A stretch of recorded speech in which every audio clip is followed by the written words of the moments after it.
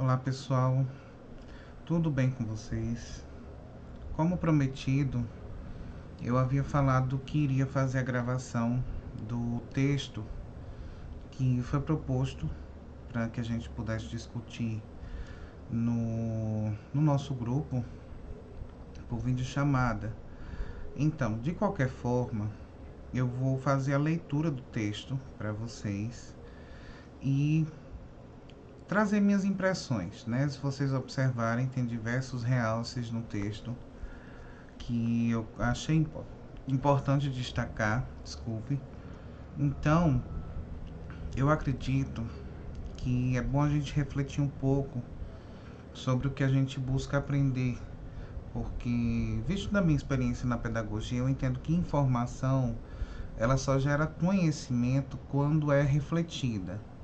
Então, para que eu possa dar continuidade aqui, eu vou começar a fazer a leitura do texto, tá certo? Que é o texto Exu Ota Orixá. Ou seja, o autor, a autora, não sei se aqui está o nome do autor ou da autora, mas vamos lá.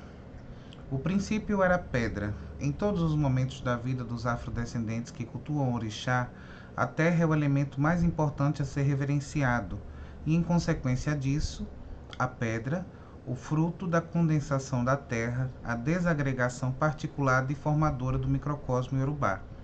Ou seja, muitos aqui tiveram contato com certos tipos de hábitos de babalorixás e alorixás em casa de santo, de sempre se saudar a terra, se tocar a terra.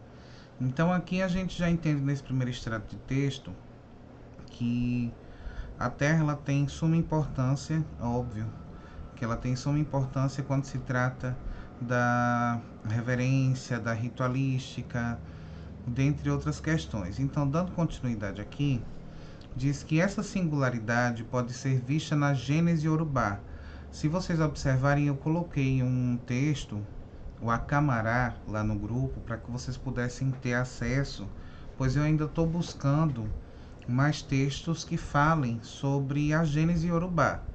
Dando continuidade, essa singularidade pode ser vista na Gênese Iorubá, amplamente documentada por diversos autores. Não sei se é amplamente documentada, porque eu estou tendo dificuldades de encontrar textos que falem sobre a Gênese Iorubá.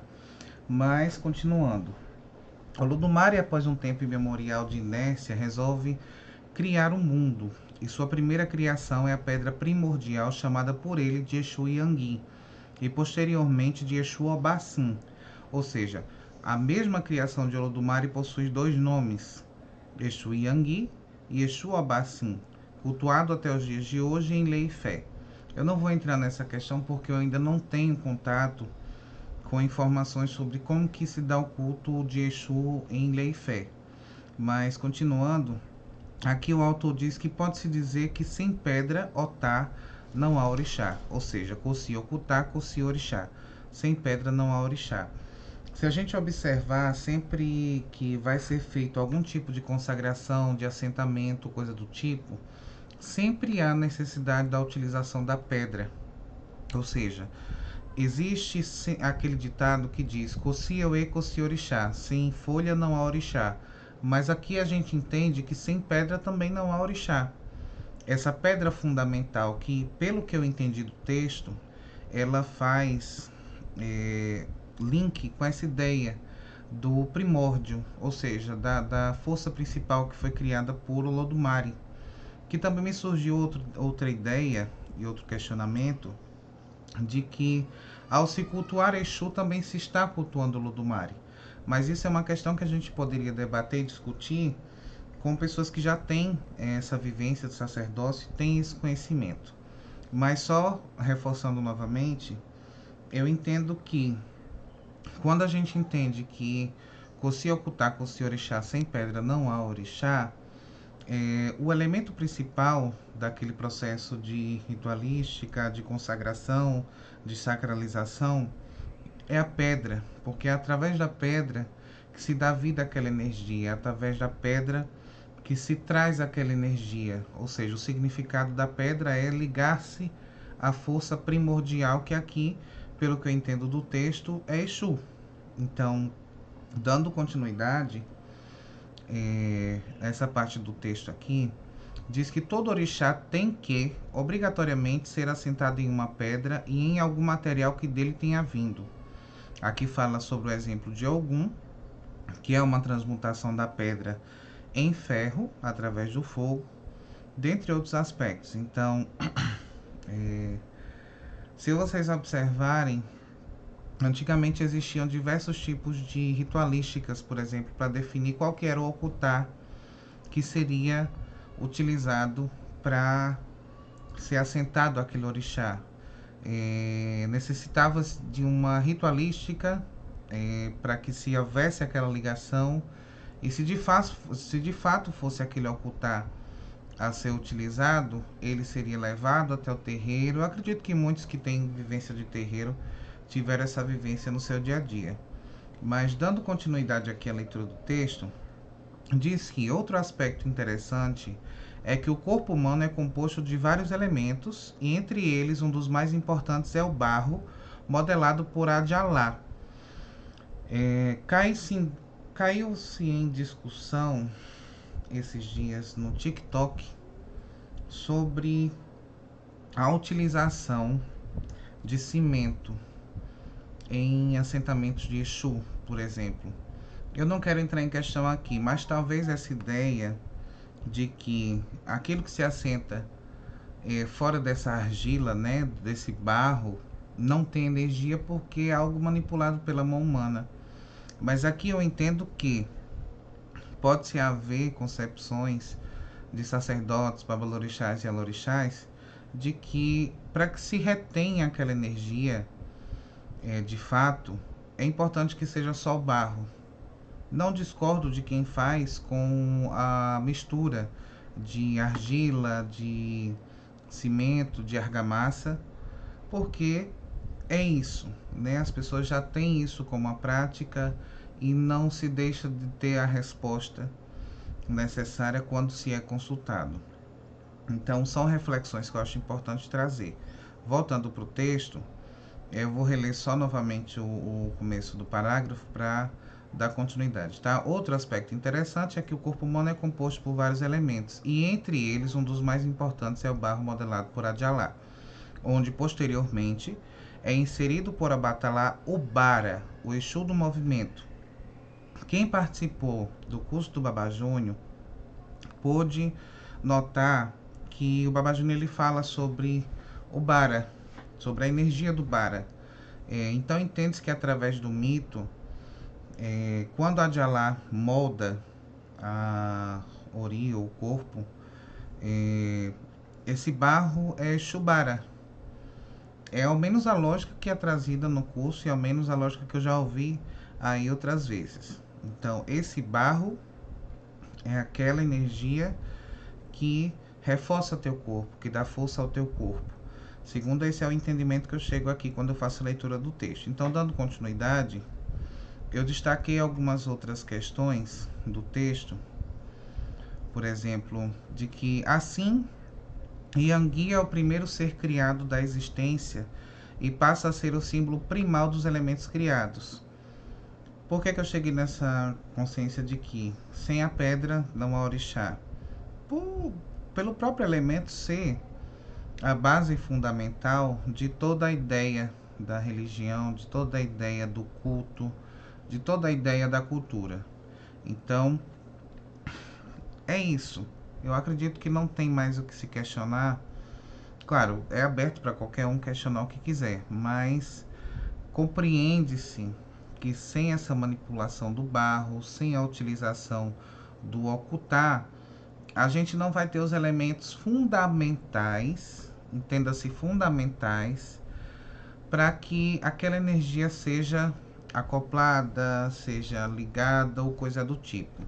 Dando continuidade ao texto, Yangui é conhecido como Exu Agbar, ou seja, já toma um outro nome. Era Yangui, Exu Abassim e agora Exu Agbar, o ancestral primordial, e seus assentamentos mais antigos e tradicionais eram simples pedras de laterita vermelha colocadas no chão, onde eram feitas suas oferendas e sacrifícios. Eu acredito que alguns daqui do grupo já tiveram contato com aquele tipo de assentamento de Exu, que é feito no chão.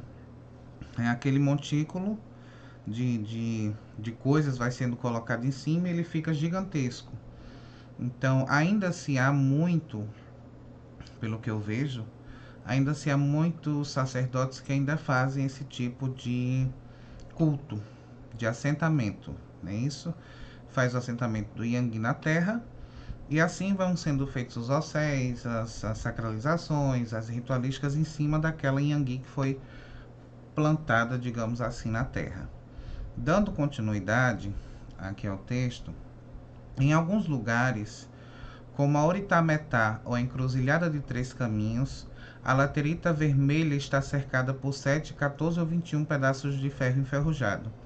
Aqui eu destaquei essa parte Oritametá ou a Encruzilhada de Três Caminhos para que a gente possa entender as diferenças do que é Oritametá ou Ecuritá, como muitos pregam, digamos assim, porque muitas pessoas conhecem a encruzilhada como nome de Ecuritá e não como Oritá. Esse tipo de encruzilhada, ela não é aquela que a gente conhece em formato de X ou cruz, como bem entender. Ela é em formato de Y.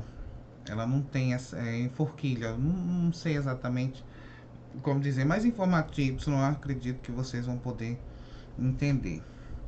Dando continuidade ao texto, na cidade de Leifé pode-se ver o assentamento de Exu Yangui como descrito acima. Para se chegar à casa de Obatalá, entra-se em uma rua que vai exatamente até a entrada, e a cerca de 10 metros antes da entrada, a rua principal abre-se em duas outras ruas laterais, formando um Y. No meio do vértice do Y está a casa de Obatalá e na ponta do vértice o assentamento de Yangui, um montículo de cimento armado com uma laterita fincada no alto. Aqui é até interessante refletir porque a laterita ela foi plantada no cimento, ela não foi plantada diretamente na terra.